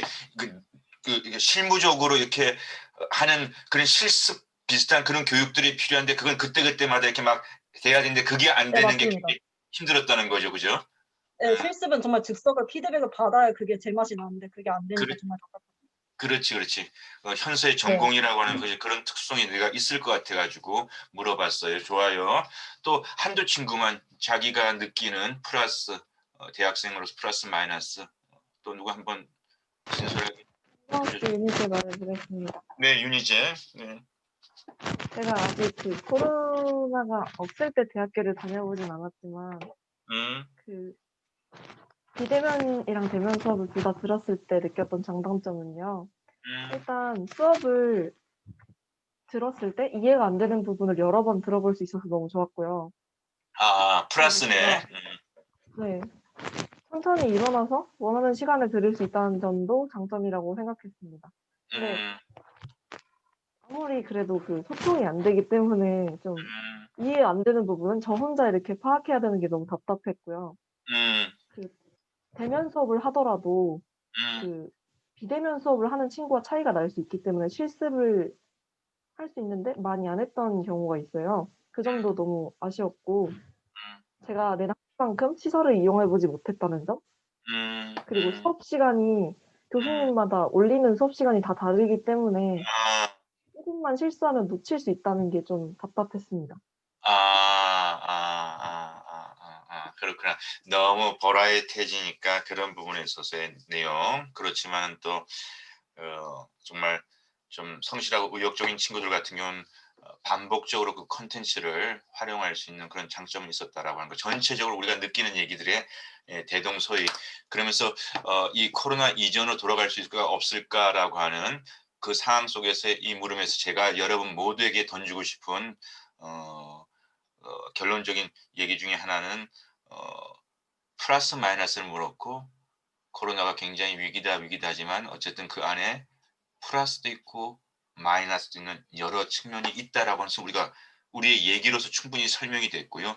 그렇다고 한다면 결국은 배우는 사람으로서 학습자로서 또 지성인으로서 또 미래의 대한민국의 주역이 되어야 될 우리 사회의 젊은 미래로서 여러분들은 마이너스가 플러스의 힘이 될 수 있는 여러분 개인을 위해서도 그렇고 미래 우리 사회를 위해서도 그렇고 그런 지점들이 앞으로 여러분들이 이렇게 노력해 줘야 될 새로운 과제 미션이 아닐까 싶은 그런 생각으로 이 전망에 대한 얘기를 마무리하고요. 요거 조금만 더 하고 우리 그 다음 시간으로 넘어가죠. 여러 가지 많은 좋은 주제가 있지만은 제가 여러분들한테 과제를 프로젝트를 드릴 때도 시사 적용점이 뭐예요? 늘 물어보잖아요. 그래서 그걸 어떻게 적용하는데 교육 프로젝트 과제는 내가 왜 냈어요? 나한테 숙제 낸다고 생각하면 꽝이에요. 여러분들이 그 숙제를 통해서 실제 어딘가 가가지고 그걸 적용해서 내가 발표해 본다라고 하는 그런 자세로 여러분들이 프로젝트를 수행하셔야 됩니다. 얘기했는데 코로나 사태가 인류에게 준 교훈이 있다면 우리 장하준 교수 같은 경우는 공동체라고 하는 거, 인류가 결국은 공동체로 살아가야 된다고 하는 것을 확인해 주는 사건입니다라고 하는 것이 그분이 한 가지를 꼽으라고 한다면 생각하는 코로나가 인류에게 준 교훈이라고 얘기하는 거예요. 한 예를 든다면 특별히 코로나 문제는 기후변화 문제하고 관련돼 있고 환경 문제하고 관련돼 있다고 보고요. 브라질의 아마존 숲이라고 하는 것, 우리 전 지구의 허파라고 얘기하는데 어마어마한 숲이 있는데 계속 지금 잘려나가는 거예요. 계속 없어지는 거예요. 그랬을 때 이 숲이 없어지면은 지구의 온난화 올라가게 되면 북극의 얼음이 더 많이 빠르게 녹아지고 그렇게 되면 전 세계 해수면 바다의 면이 올라가게 되고 그렇게 되면 영국이라는 주변에 저지대에 있는 집들이 자꾸만 그 침수되게 되고 그렇게 되면 미국에서는 허리케인이 더 자주 강력한 게 일어나면서 미국 그 허리케인 통과하는 지역에 피해를 입히는 그런 면에서 이 모든 변화는 연결되어 있는 변화. 그래서 코로나는 우리에게 인류가 공동체라고 하는 것을 깨닫게 해주는 것 같습니다라고 그래서 더 협조해야 된다라고 하는 그런 메시지를 주는 거 얻어야 됩니다. 이런 얘기를 했다고 한다면은 여러분들은 인류가 배워야 될 점에 얘기해 줄 수 있으면 그것도 좋고요. 아니면 대한민국이 배워야 될 거라고 하는 것을 얘기해 줄 수 있으면 그것도 좋고요. 아니면 코로나 사태를 통해서 내가 내 스스로의 어떤 교훈을 얻었습니다. 그런 얘기도 좋고요. 그래서 요 마지막 결론과 같은 인터뷰 질문에 대한 여러분들의 답변을 한번 누가 또 발표해 주세요. 그럼 작부 조금 네. 발표하겠습니다.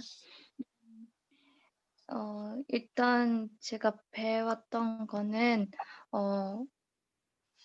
지금 미국이 지금 코로나 확진자 너무 많이 생겨서 그 경제적으로 그게 좀 힘든 부분 많아요. 특히 우리가 볼 수 있던 거는 달러 그 환율이 엄청 떨어진 거예요. 그래서 미국뿐만 아니라 다른 나라들도 좀 더 그게 경제 침체되면서 이게 나중에 더 힘든 상황에 처하지 않을까 이런 생각도 들게 됩니다. 그래서 이게 미리 대책을 대비해야 되는데 아직 은 좀 덜 된다는 점이 인식되었습니다.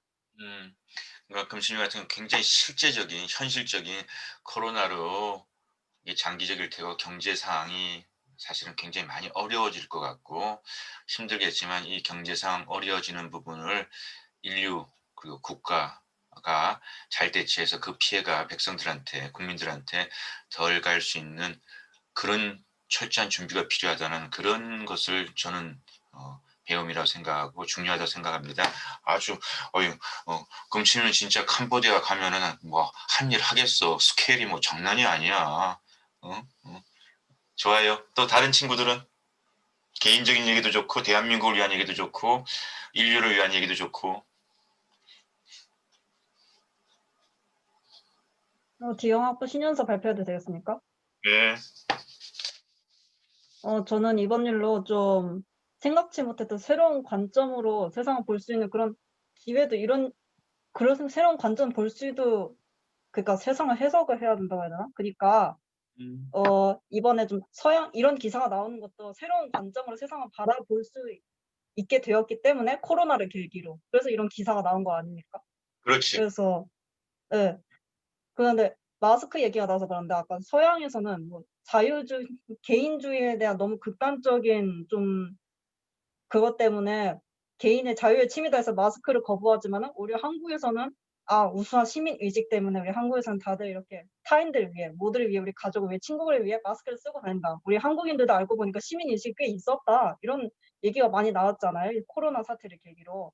근데 맞았어요. 저는 거기서 전 다르게 생각되는 게 옛날 같으면은 그러니까 이런 얘기가 있었어요. 대한민국에서는 좀 대를 위해서 소를 살짝 희생하는 게 너무 당연시 생각되고 있기 때문에 한국인들은 자유민주주의에 대한 자부심만 있지 그게 뭔지도 모르고 토론도 잘 안 하고 교육도 잘 안 돼 있고 자부심만 쓸데없이 있지 좀 아니다. 한국은 자유민주주의 아직 그렇게 잘 알고 있는 국가가 아니다. 그런 얘기를 제가 본 적이 있어요. 솔직히 좀 그런 것 같기도 하고요. 저도 그렇게 생각을 했는데 오히려 그거를 역으로 뒤집어서 이렇게 평가가 나오니까 이런 관점으로 볼 수 있고 그러면은 진짜 정답이 없는 거구나 이런 생각을 저는 했어요. 이번 코로나 사태를 계기로.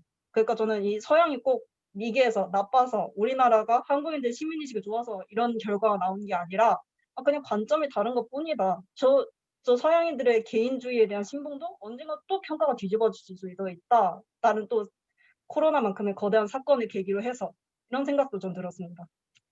굉장히 그래서 중요한. 관점이 다양해질 수 있다. 그런 그 현서 얘기, 현서가 지금 얻었던 것은 관점에 따라서 평가가 달라질 수 있으니까 정말 정답 하나가 모든 걸 다 설명한다라고 하는 그런 단순한 생각에서 좀 더 다양할 수 있다라고 하는 그런 나의 시선을 좀 더 코로나를 통해서 내가 이제까지 당연하게 여겼던 건 선진국. 그런데 그게 당연하지 않을 수 있구나. 또 내가 우리나라에 대해 생각했던 당연하다는 것이 그게 당연하지 않을 수 있구나라고 하는 이런 다양성에 대한 정말 새로운 관점을 얻게 되었던 얘기 굉장히 중요한 현서야. 깨달음을 생각해. 다른 친구들 한번 깊이 생각해.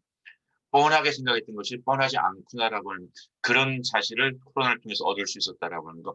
그 다음에 또 한 가지는 우리가 어떤 팩트를 생각할 때 그 팩트가 어느 컨텍스트, 어느 정황에서의 그 팩트를 보느냐에 따라서 팩트에 대한 전체적인 평가가 달라질 수 있으니까 항상 우리가 팩트만 보는 것이 아니라 팩트가 어떤 상황에서의 팩트인지에 대한 것을 함께 봐야 되는구나.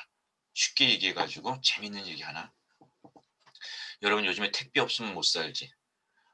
쇼핑하고 뭐하고 택배 없으면 대한민국 어떻게 살아? 심지어는 이제는 뭐 마켓 캘린가 뭐 이제는 그 아침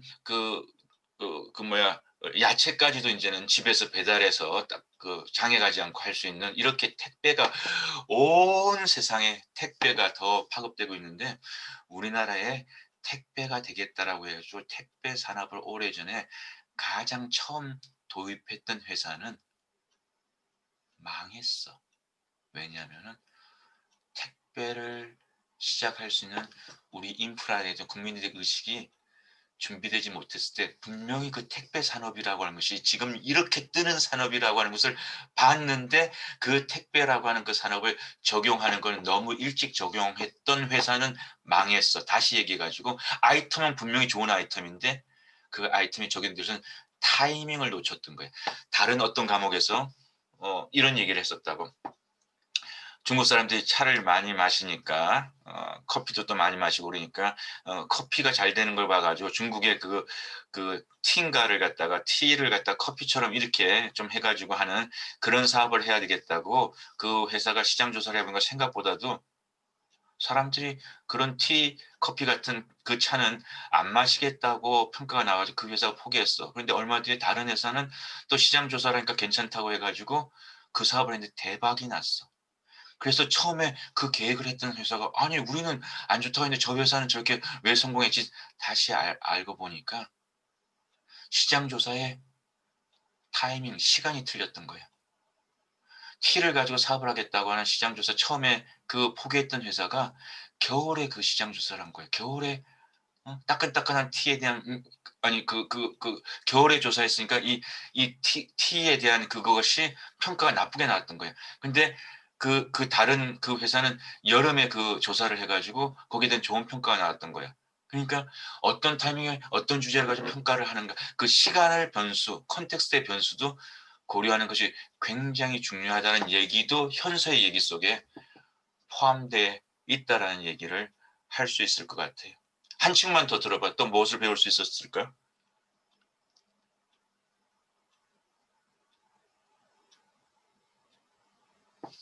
그럼 마지막으로 내가 내 얘기하고 우리 잠깐 쉬었다. 그 다음에 이제 오늘 우리 주제에 대한 강사님들을 모셔보도록 하겠어요. 여러분에게 제가 지난주에 공지했죠. 그 카톡으로만 공지를 했습니다.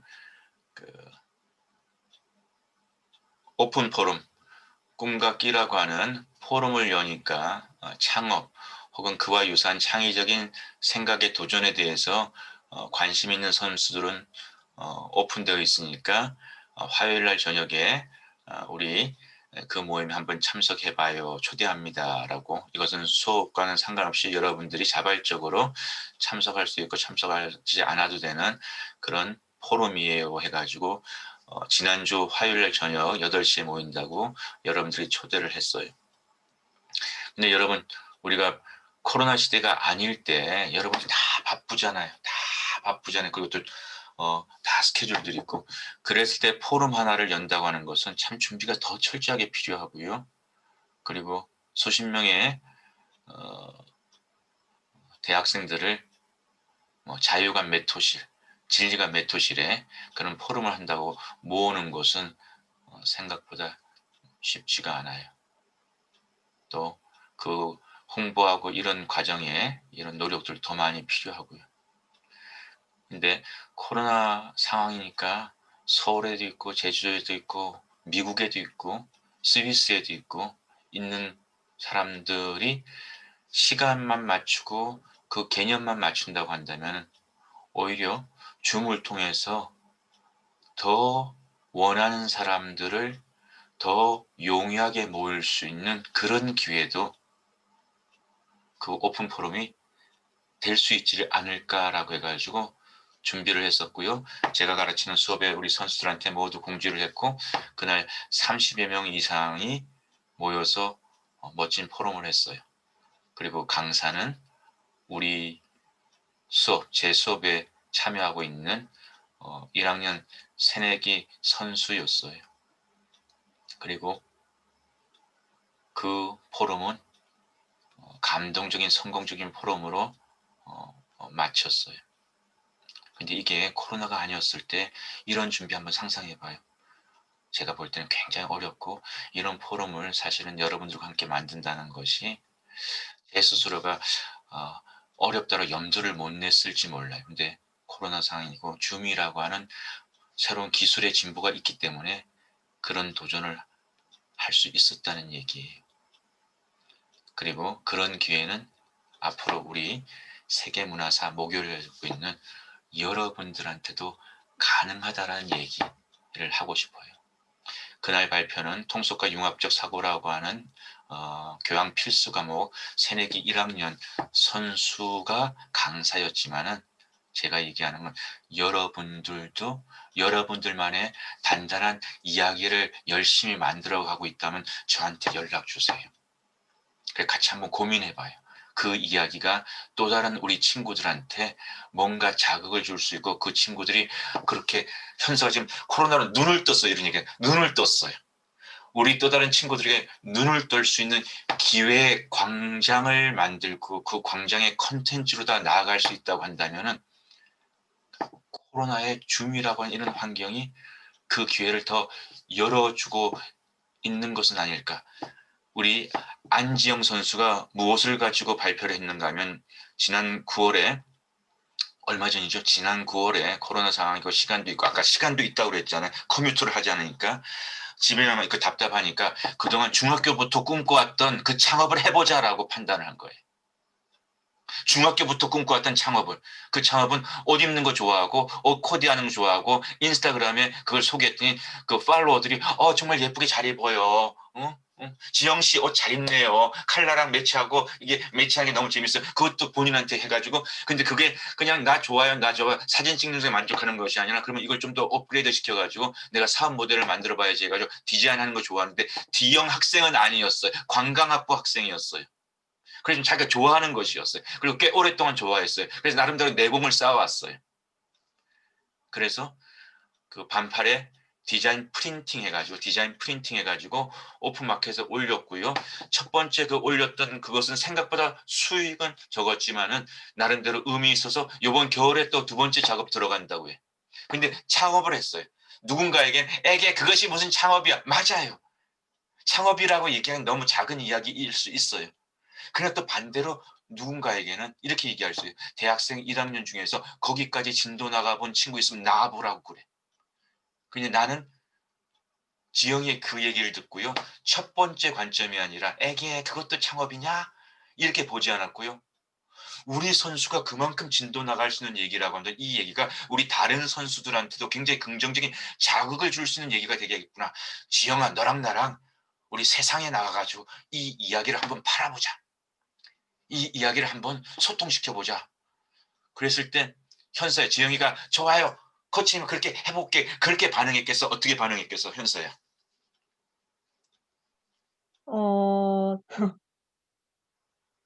그럴 수도 있지 않았을까요?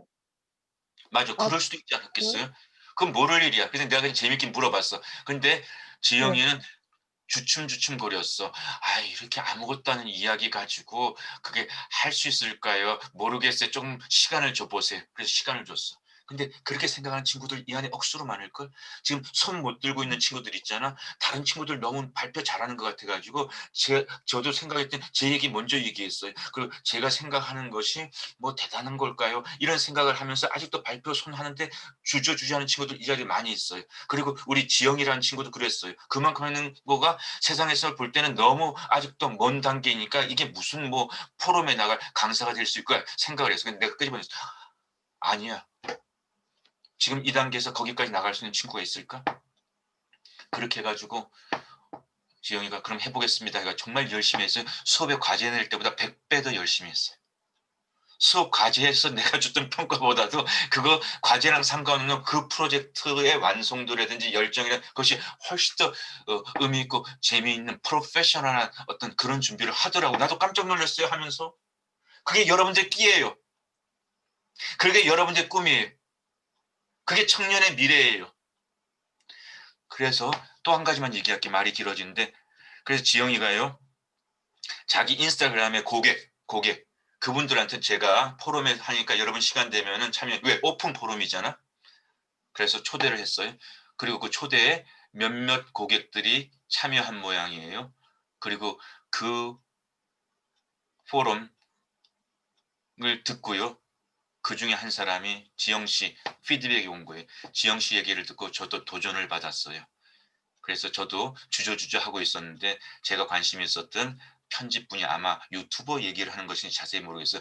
편집 분야에 저도 런칭을 했어요라고 하는 그런 얘기를 하게 되는 거예요. 그래서 제가 그 포럼의 이름을 오픈 포럼 꿈과 끼라고 하면서요. 우리 수업에 있는 여러분 가운데서 그런 꿈과 끼가 있는 친구 있잖아요. 그리고 나름대로는 그 길을 단단하게 준비해가고 있는 친구 있잖아요. 여러분들을 초대하고 싶어요. 그래서 대한민국 정치는 네가 죽으면 내가 살고 내가 죽으면 네가 죽는다라고 해서 매일 우리가 보고 있어요. 근데 나는 여러분들과 함께 우리 대한민국의 미래는 서로를 세워주면서 네가 크면 내가 죽고 내가 크면 네가 죽어야 돼가 아니라 내가 크는데 여러분들도 함께 클 수 있어요 라고 하는 그런 뭔가의 실험을 계속하고 싶어요. 근데 그 기회가요. 코로나를 통해서 줌이라고 하는 이런 새로운 체제가 그런 시작을 할 수 있는 굉장히 큰 플러스가 될 수 있었던 이 얘기를 통해서 여러분들이 이 새로운 변화의 시대에 다시 가기가 어렵다고 한다면 여러분들 역시도 그 플러스를 더 만들어가고 플러스에 참여할 수 있는 그런 선수들이 되기를 바래요. 자, 여기까지 우리 얘기하고요. 우리 여러분들에게 미안하지만은 좀 더 많은 선수들의 시간 기회를 주기 위해서 우리 5분만 오늘은 좀 쉬었으면 좋겠어요. 괜찮겠습니까? 10분이 아니라 5분만? 네, 그렇게 해서 우리 26분에 다시 만나도록 하겠습니다. 잠깐 쉬어요.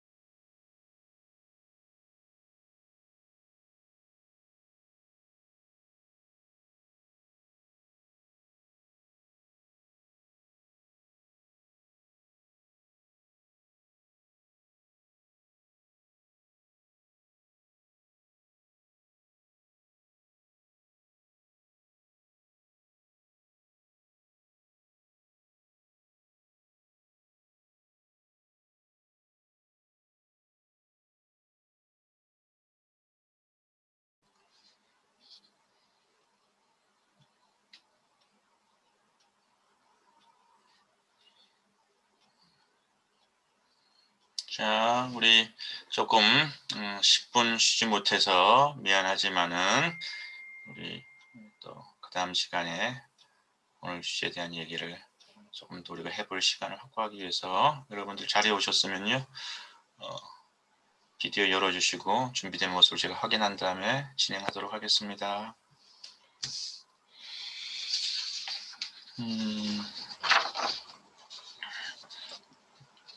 자, 먼저 오늘 그 인형의 집에 대한 얘기, 오늘 과제를 제출한 선수들이 조금 학기 말이 가니까 자꾸 줄어들어요. 그러니까 여러분들 밀린 과제 꼭 신경 써주시고요. 6명의 친구들이 과제를 제출했는데 5명의 선수들은요. 여러분이 정말 패션에 굉장히 관심이 많은가 봐요. 트렌치 코트만을 제출을 하셨어요. 근데 한 친구만 인형의 집을 이렇게 조사를 했더라고요. 그래서 먼저 인형의 집에 대한 얘기 먼저 한번 들어봤으면 좋겠어요. 그래서 우리 인형의 집을 준비한 강사님을 모시겠습니다. 조유진 강사님.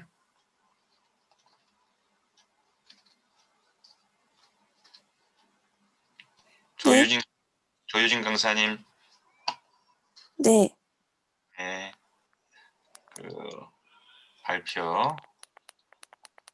발표해 보도록 하겠습니다.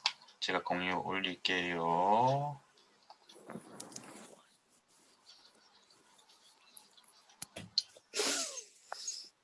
네, 유진이는 왜 영상이 안 열리지? 참, 뭐지? 모르고 방금 껐어요. 그래요. 자, 그러면 시작해 주세요.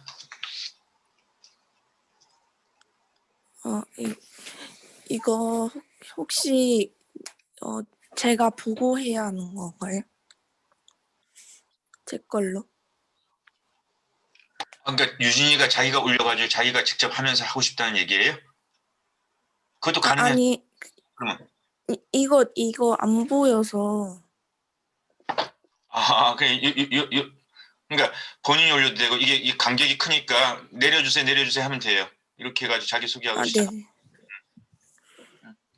네, 내려주세요.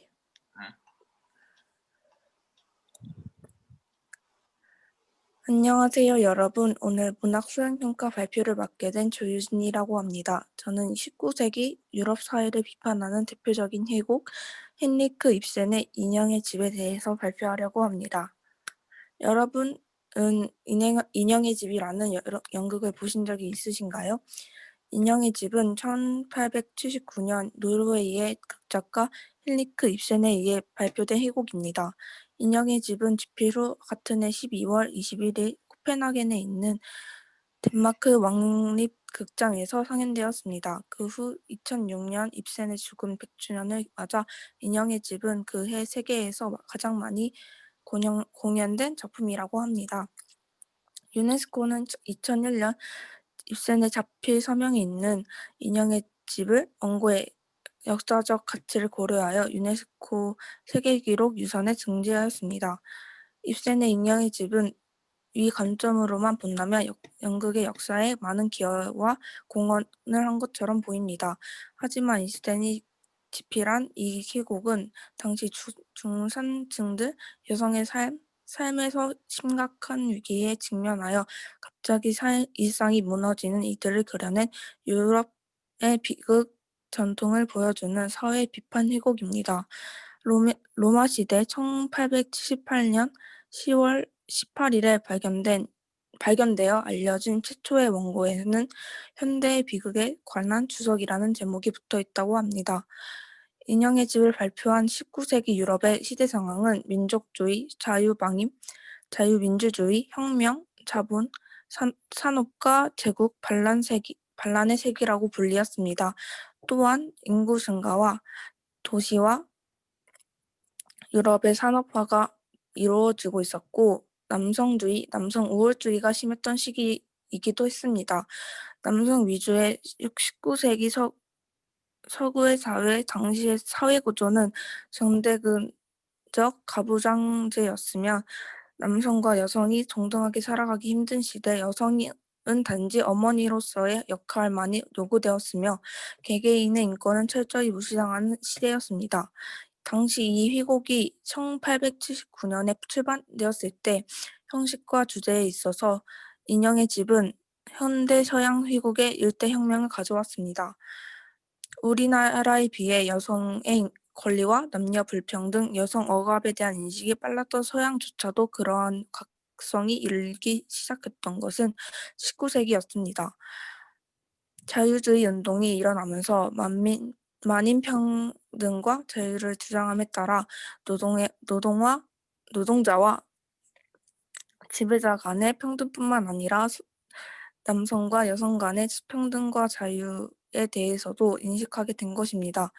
여성의 권리에 대한 각성이 일기 시작했던 19세기에 발표된 인형의 집은 당시의 시대적 상황을 고려해 본다면 다람쥐, 종달새 등으로 불렸던 남성들에게 매여 있던 여성이 자신의 삶을 찾아 스스로 해방시킨다는 내용 자체가 희곡의 논란의 대상이 되는 것은 충분히 예측할 수 있는 시기였습니다.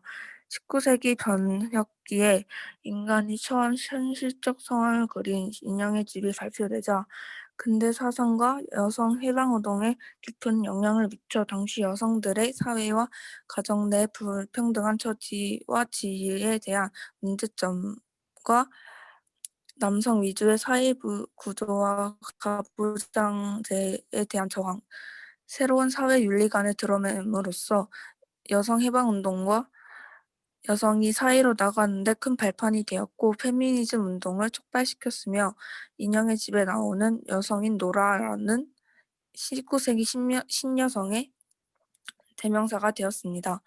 인형의 집을 본 여성 해방론자들은 박수갈채를 보냈지만 남성 중심적 사회를 옹호하던 보수주의자들은 입새는 결혼과 가정의 신성성을 파괴하고 짓밟는 자라고 지탄하고 나섰습니다.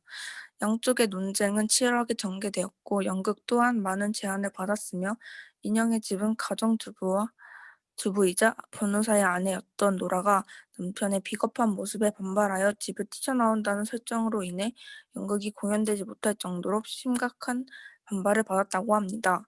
그 바람에 인형의 집은 여러 나라에서 상연히 금지되었고 서구계에서는 인형의 집에 대한 언급을 터부시했습니다.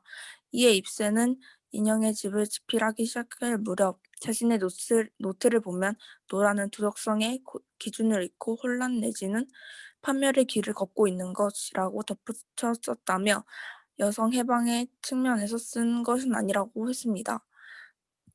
입새는 노르웨이 북권 동맹의 질문에 대한 답변에서 여성의 권리를 위해 의식적으로 노력한 것을 부정한 뒤 프로파간다를 하려는 생각은 조금도 없었다. 내가 의도한 바는 인생의 모사였다고 설명했습니다. 즉 입새는 여성만이 아닌 인간 전체를 대상으로 허위의식과 가식적인 모습으로 가득 찬 인간을 묘사하고 비판하고자 했던 것입니다.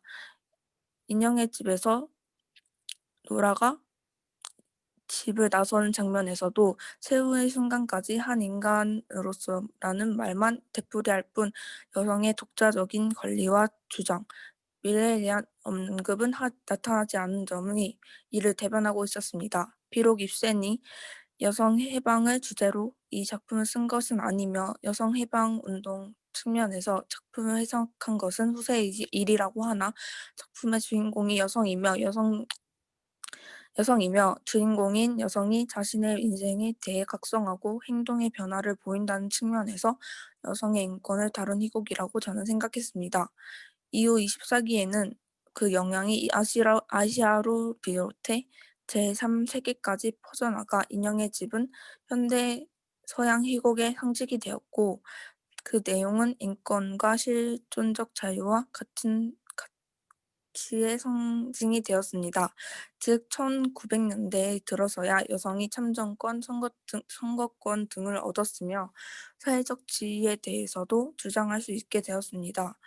인형의 집이 처음 출판되고 나서 인상적인 극적 구조와 광범위한 이데올로기적 영향력 때문에 많은 논란과 논쟁을 불러일으켰습니다. 인형의 집을 탄생시킨 힐리크 입세는 유럽의 중산층들이 즐기는 희곡의 윌리엄 셰익스피어 시대 이후로 연극에서 부족했던 윤리적 심각성과 심리적 깊이, 사회적 의미를 부여함으로써 극 예술에 새로운 생명을 불어넣었습니다. 이후 인형의 집은 1500년 가까이 지난 지금에서도 전 세계 무대에서 상연되고 있는 작품이며 사회 규범과 사회적 상황에 세계적으로 많은 영향을 미쳤습니다. 인형의 집은 아직도 수많은 언어로 번역되어 읽히며 연구되어 있으며 인형의 집의 메모, 원고, 논문들에는 이 위대한 극작가의 손에서 나온 방대한 양의 흥미로운 원고 자료가 담겨 있다고 합니다. 이상 발표를 마치겠습니다. 감사합니다. 네, 유진이 발표 감사해요. 자, 그럼 먼저 이 발표 앞서서 여러분 가운데 혹시 인형의 집을 읽어본 경험이 있고 또 이 입센에 인형의 집을 읽고 난 다음에 어떤 그 피드백, 감흥 같은 얘기를 할 수 있는 친구 있다면 그 얘기 먼저 들어볼까요? 혹시 여러분들이 인형의 집이라고 하는 이 글이나 영화나 연극이나 이런 걸 대한 경험이 있고 그때 느꼈던 어떤 감정 그런 것들을 나눌 수 있는 친구가 혹시 우리 자리에 있다면 누가 그 친구가 먼저 얘기 좀 해줄 수 있을까요?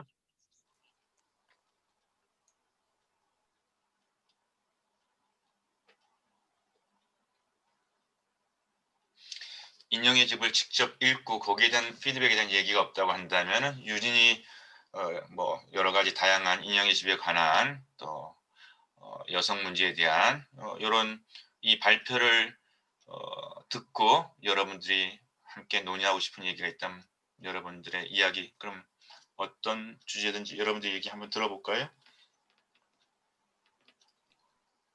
경사학부 배운지 발표해 보겠습니다. 네. 이제 발표자분의 발표를 듣고 보니 저도 발표자분처럼 인형의 집이 여성의 인권을 다룬 희곡이라고 생각하는데 그 이유는 페미니즘 운동을 촉발시킨 인형의 집을 보니 알라딘 같은 서점에서 유명했던 여자 둘이 살고 있습니다라는 책 등이 활발하게 나왔던 시절이 있었는데 여성에 관한 책 바로 인형의 집이 여성 인권의 책의 시초가 아닐까라는 생각이 들었습니다.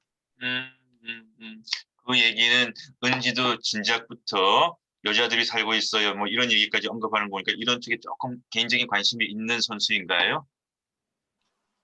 저도 유명하다고 해서 베스트셀러로 등재될 정도 유명하다고 해서 읽어보려고 했었는데 아무리 인기가 많았는지 도서관에서는 매번 책이 다들 빌려가셔서 읽어보진 못했습니다. 그랬군요. 네, 좋아요. 또 다른 피드백 있을까요? 기독교학부 김혜은 발표하겠습니다. 네. 우선은 전체적으로 되게 생각해 볼 것이 많은 발표였다고 생각을 하고요. 그리고 되게 지식적인 그런 양이 되게 방대했는데 비해 가지고 조금 더 발표자님의 조금 더 경험이나 아니면 생각 같은 게 더 많이 드러나 있었으면 더 재밌고 좋은 발표이지 않았나 하는 생각이 들지만 딱 글을 읽는데 별로 이렇게까지 되게 뭐가 많은데도 불구하고 읽는데 되게 무리가 없을 정도로 정리를 너무 잘 해주셔 가지고 되게 발표를 듣는 입장에서는 좋았습니다. 그리고 저는 인형의 집을 읽어본 적이 없지만 그래도 이 발표로 인해서 인형의 집이라는 책에 관심이 생기게 되었기 때문에 정말 발표해 주신 분께 감사하고요. 그리고 또 이전 발표자님께서 말씀하신 여러 가지 여성 중심에 대한 책들의 시초가 인형의 집이라는 생각을 제가 했는데 이게 더 들었을 때 또 인상 깊었던 거는 작가가 페미니즘이라든지 여성 해방에 대한 것을 염두에 두지 않고 인간에 대한 이야기를 그리고 싶었다라고 했다는 게 되게 인상 깊었어요. 그래서 결국 여자의 이야기를 의식적으로 하는 것 아니라 인간에 대한 이야기를 해도 여자 이야기가 나오는구나라는 생각을 했습니다. 왜냐하면 여자도 인간이고 또 같이 동등하게 세상을 살고 있는 하나의 사람이기 때문에 인간의 이야기를 하면 자연스럽게 여자 이야기도 나오게 되는구나라는 생각을 하게 된 발표였습니다. 감사합니다. 혜은이 얘기 굉장히 중요한 얘기예요. 때로는 여성의 이야기를 함으로써 여성의 이야기가 더 소통될 수 있는 그런 조건도 있을 수 있고요.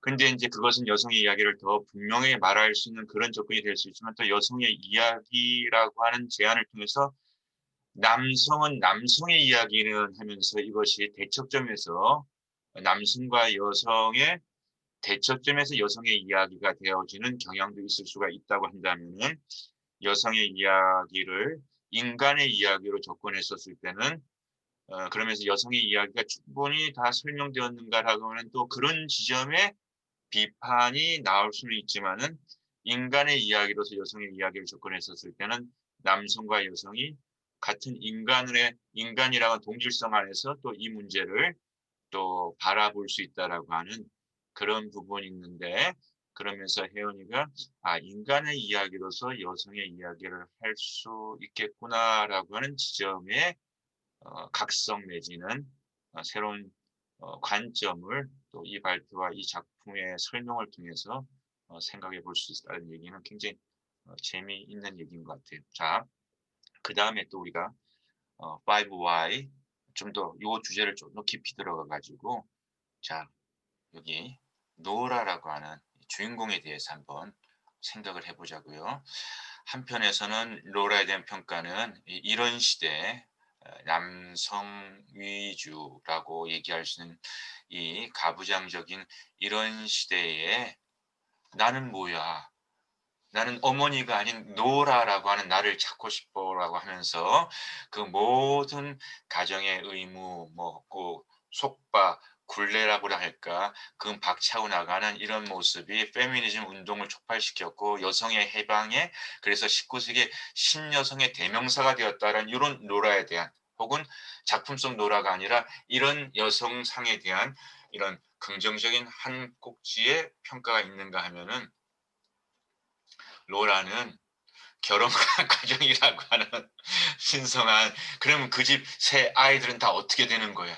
엄마를 필요한 그 시기에 엄마가 나는 자유롭고 싶어라고 해가지고 남편은 지가 알아서 하던 부부간에 하러 가지만은 미성년자인 자녀들은 그 다음에 어쨌든 아빠의 역할도 필요하고 엄마의 역할도 필요한데 지들끼리 싸울 일이지 왜 그것 때문에 그럼 애를 낳지 말든지 그런 의미에서 이 결혼과 가정의 어떤 열매로서의 그 자녀들은 결국은 이 피해자가 되는 거 아니야? 누군가가 자신의 권리를 주장함으로써 누군가의 피해를 준다고 한다. 방금 전에도 우리가 마스크를 안 쓸 수 있는 자유의 권리가 있지만 그 마스크를 안 씀으로써 주변에 있는 분들을 갖다 감염시키게 되는 그런 피해를 가져온다면 그 자유가 보상받아야 할 자유인가라고 그런 문제를 논의했던 것처럼 이런 비판도 있다고 했었을 때 여러분들과 제가 너무 복잡하게 설계하면은 토론이 어려우니까 2020년도 대한민국의 노라 이렇게 해가지고 아직도 2020년도에 너무나도 전근대적이고 가부장적이고 그러면서 사실은 남편의 존경을 받으면서 부부가 평등하게 이렇게 가정을 잘 살아온다고 생각했는데 오늘 보니까 이 사람이 나의 존재를 정말 그 다람쥐 종달새로 여기고 있었다라고 해가지고 나를 찾아야 되겠다라고 해서 아이들을 다 박차고 나가는 대한민국 2020년대 노라를 여러분들은 이제 굳이 이 두 가지 관점에서 여러분들은 어떻게 볼 수 있다고 생각하는지 노라에 대한 두 평가에 대한 여러분들의 생각 얘기를 우리가 한번 나눠봤으면 좋겠습니다.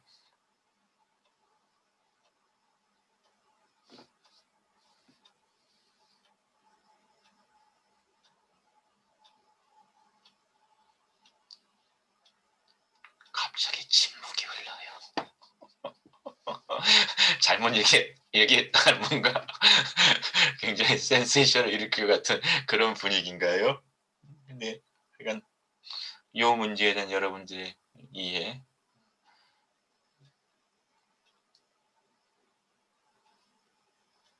오늘 대한민국 얘기가 너무 센서티브 한다면 19세기 이런 유럽의 배경에서의 그 당시 노라에 대한 이 두 가지 입장의 치열한 논쟁에서 여러분들은 그러면 요 19세기 로라에 대해서는 여러분들은 어떻게 생각을 할 수 있겠는지 19세기를 얘기해도 좋고 21세기 우리 대한민국을 얘기해도 좋고 질문을 좀 넓혀봐요.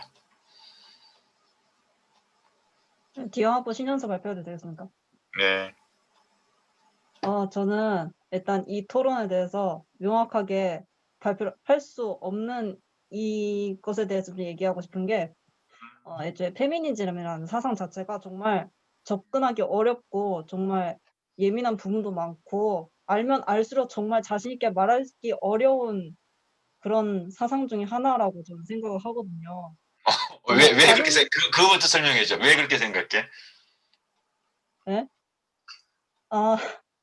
그것도 정말 대답하기 어려운데요. 그러니까 할 말이 없어서라기보다는 정말 쉽게 어떻게 정립에 내리기 어려운 그런 사상이라서 그러니까 그걸 또 얘기하면요. 정말 길어지기 때문에 저도 어떻게 정리를 할 수가 없어서 명확한 답을 내리기 어려운데 그래서 어쨌든 제가 하고 싶었던 말은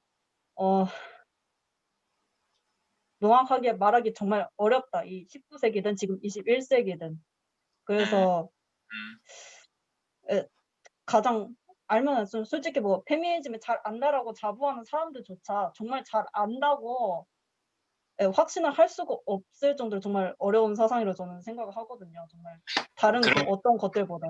네. 오케이. 그러면 현서가 네. 느낄 때 21세기 2020년 지금 우리 한국의 여성은 그러면서 남녀의 성평등성이라고 하는 이런 관점에서 상당히 남녀 간의 그런 차별적인 요소는 대한민국에서는 가정이나 사회에서 많이 개선되고 이만하면은 그래도 많이 괜찮은 편에 가까운 것인지 여전히 어떤 그런 성평등을 이뤄가는 노력이 대한민국 사회가 더 많이 노력을 해야 되는 건지에 대한 그런 평가는 가능할까요?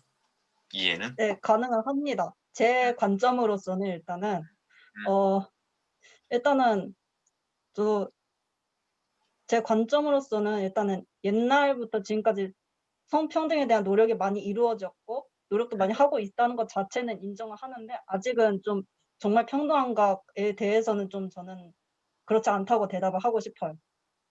그러면 왜냐면은 많이 예전에 비해서 예전에 6.25 시대에 비해서는 굉장히 많이 네. 향상된 것도 맞지만 그럼에도 불구하고 남녀가 모든 면에서 많이 동등해졌다라고 얘기하기에는 아직도 갈 길이 멀다라고 생각하게 되는 몇 가지 현서가 느끼는 이유가 있다고 한다면 그 이유에 대해서는 굳이 남녀 평등이 아니더라도 다른 평등에서도 좀 통용이 될 수 있는 이야기인데 일단은 가장 첫 번째는 성공한 소수라고 하지 않습니까? 뭐 다른 걸 예를 들면 성공한 소수의 외국인이라든가 뭐 다른 성공한 이민자들 뭐 그런 것처럼 그런 소수만 보고 '아 세상은 많이 평등해졌구나. 저런 성공한 사람들도 나오니까.' 근데 실상은 아닌 거죠. 그 성공한 소수만 있을 뿐이지 나머지 그 사람들은 이민자, 외국인들은 아직 밑바닥인 사람들이 많은데 저 성공한 소수자들 때문에 '아 많이 평등해졌구나. 그럼 또 노력 안 해도 되네?' 뭐 이런 대답이 나와 버리는 거죠. 남녀 평등에서는 좀 그런 게 있고요. 그리고 두 번째는 이제 역차별이죠. 이것도 흔히 나오는 이야기죠. 역차별. 그것도 있는 것 같아요. 네. 자, 그래서 또 현서가 아주 얘기하고 스트레이트포워드 이 논쟁에 대해서는 좀 복잡해요. 그렇지만은 대한민국의 성평등에 대한 상황에 대해서는 많이 개선되었지만 아직도 더 노력해야 될 많은 지점들은 있습니다라고 이제 평가를 했다고 한다면 그런 부분에 대해서 또 더 하고 싶은 얘기 혹시 있을까요, 여러분 가운데? D형 장에서 발표해도 될까요? 네. 한국에 대한 그런 이제 남성주의의 뭐 가부장제에 대한 저항, 페미니즘에 대한 얘기를 좀 하고 싶은데 아까 현서님께서 말씀하셨듯이 아직 저희 나라도 이런 페미니즘 운동이 막 시작한 지 얼마 안 됐다고 생각하고 아직 좀 차근차근 하나씩 해결해 나가는 중이라고 생각을 하는데요. 일단 그걸 보자면 일단 페미니즘이란 주제에 대해서 어떤 사람이라든지 다른 사람과 대화를 시작했을 때 그에 대해서 완벽하게 한 번에 너의 말도 맞고 뭐 그런 생각도 있구나 이런 식으로 받아들이기보다는 일단 약간 경계부터 하고 보면서 자신들과 다른 생각을 가지고 있는 사람이라고 생각하면서 좀 어려워하고 일단 경계부터 하고 보는 사람이 아직은 많다고 생각하거든요.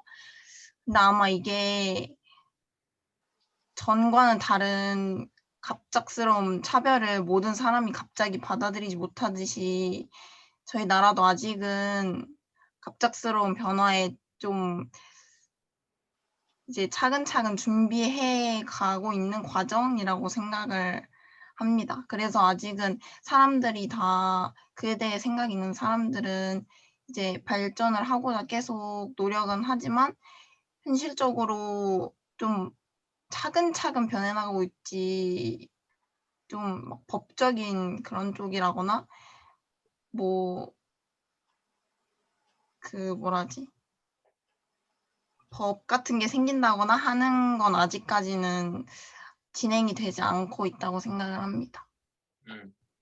그 속도에 대한 얘기, 속도에 대한 얘기가 난 굉장히 이 이해에 중요한 부분이 아닐까 생각을 하는데 대한민국이 근대화 굉장히 빨리 압축 성장했잖아요. 서구화도 압축 우리가 굉장히 아파트 변화라든 주거 의상 보면은 굉장히 우리가 서구적인 문화를 생활 라이프 스타일을 많이 수용했고 또 의식도 서구 개인주의적인 의식도 많이 사실 여러분들 안에도 많이 들어가 있는 모습을 보게도 그런 또 반면에 한국인이었기 때문에 이전에 예를 들어 뭐 어떤 면에서 유교적인 의식, 장유유서, 그다음에 공동체의 가치, 가족의 가치, 그다음에 또 남녀의 어떤 이런 잣대에 대한 또 보수성을 가지고 있는 어떤 여성들, 남성들 이런 부분도 이제 상존해 있으니까 어떤 지점은 굉장히 진보적입니다. 어떤 지점은 굉장히 보수적인 이런 그림들이 굉장히 혼재되어 있듯이 우리의 여성의 어떤 그